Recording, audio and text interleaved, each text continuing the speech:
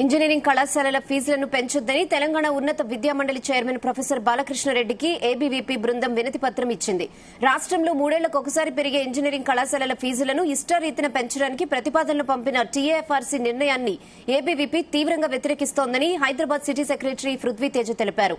కళాశాలలు తప్పుడు ఆడిట్ లెక్కలు చూపిస్తూ ఫీజులు పెంచుకుని పేద విద్యార్థుల దగ్గర లక్షలు డబ్బులు వసూలు చేయడానికి సిద్దమవుతున్నాయని మండిపడ్డారు.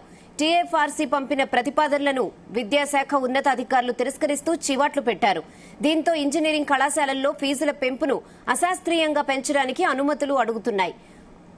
డిమాండ్లో ఉన్న కోర్సులకు లక్షల రూపాయల డొనేషన్ల పేరుతో వసూలు చేస్తూ ఉన్నారని విమర్శించారు.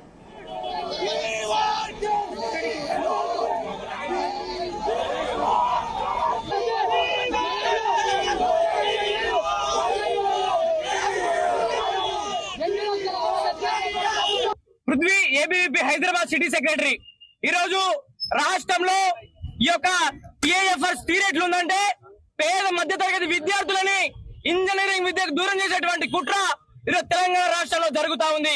3 ఏళ్లకు ఒకసారి పెరిగేటువంటి ఇంజనీరింగ్ కళాశాల ఫీజులను తప్పు ఆడిట్ రిపోర్ట్లతోటి టీఏఎఫ్ఆర్సీ అధికారులు ప్రైవేట్ కళాశాల యజమాన్యాలతోటి ఈరోజు కుమ్మక్కయి తప్పుడు లెక్కలు చూపిస్తూ విచ్చల విడిగా ఫీజులు పెంచుకోవడానికి ప్రతిపాదనలు పంపితే ఇక్కడ ఉన్నటువంటి అధికారులు కనీసం పట్టించుకోకుండా వాటిని ఎవరైతే బడా బాబులు ఉన్నారో వాళ్లకు లాభం చేకూర్చే విధంగా ఈ రోజు ఇంజనీరింగ్ ఫీజులను పెంచేటువంటి ప్రక్రియ జరుగుతా ఉంది. వాళ్ళ యొక్క ఖర్చులెంత, వాళ్ళ యొక్క లాభాలెంత, ఇవన్నీ కూడా తప్పుడు రిపోర్టులతోటి ఈరోజు ప్రభుత్వాన్ని కావచ్చు, ఉన్నతాధికారులను కావచ్చు మోసం చేసేటువంటి కుట్ర ఈరోజు రాష్ట్రంలో జరుగుతా ఉంది. అయ్యా సీఎం రేవంత్ రెడ్డి గారు ఈ రోజు పేద విద్యార్థులు, ఫస్ట్ జనరేషన్ విద్యార్థులు హైదరాబాద్ కు వచ్చి ఇంజనీరింగ్ విద్యను అభ్యసించాలంటే లక్షలు కట్టాల్సిందేనా? ఈ రోజు కొన్ని కళాశాలలు బి కేటగిరీ సీట్ల పేరుతోటి 20 లక్షలు 30 లక్షలు లక్షలు వసూలు చేస్తూ రియల్ ఎస్టేట్ తర్వాత తెలంగాణ రాష్ట్రంలో కాంగ్రెస్ ప్రభుత్వం వచ్చిన తర్వాత రియల్ ఎస్టేట్ డల్ అయింది. ఇంజనీరింగ్ కళాశాల యొక్క మాఫియా పెరిగిపోయింది. మీరు ఇచ్చేదేమో 35,000, మీరు పెంచేదేమో 2 లక్షలన్నా. ఇంకా 2 లక్షల రూపాయలు ఎవరు కట్టాలి? పేద విద్యార్థి జేబులోంచి కట్టాలనా?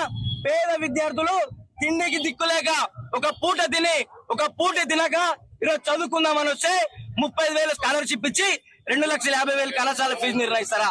ఒకవేళ మీరు ఎంత ఫీజు నిర్ణయిస్తారో అంత ఫీజుని ఈ రోజు మీరు రియంబర్స్మెంట్ రూపంలో ఇవ్వాలని చెప్పేసి మేము డిమాండ్ చేస్తా ఉన్నాం.